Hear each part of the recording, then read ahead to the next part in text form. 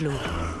Il est 7h22 en route pour la Coupe du Monde de rugby tous les jours de l'été sur Europe 1. Et aujourd'hui, comme tous les mercredis, retour sur les grandes heures de cette Coupe du Monde. Nous sommes en 2015, la défaite catastrophique du 15 de France face aux All Blacks. Céline Géraud. 17 octobre 2015, sur la pelouse du Millennium Stadium de Cardiff, comme un mauvais présage, les Français doivent troquer leur bon vieux maillot bleu marine, jugé trop sombre, pour un maillot rouge plus facile à identifier sur le terrain face aux Blacks. Et très vite, le 15 de France va prendre l'eau.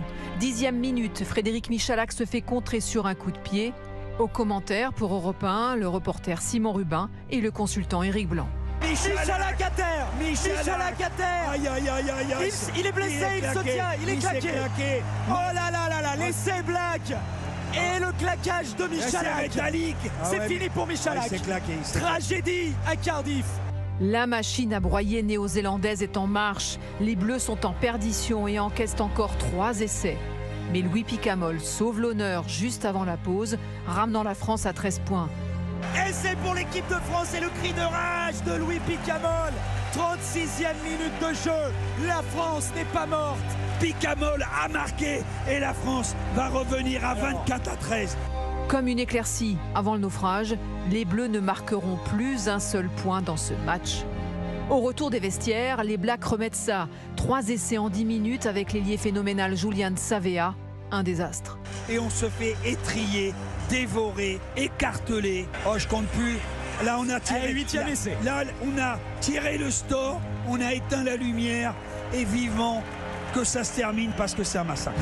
À l'arrivée, 9 essais au compteur pour les Néo-Zélandais. La France capitule 62-13. Jamais dans toute leur histoire, les Bleus n'avaient encaissé autant de points.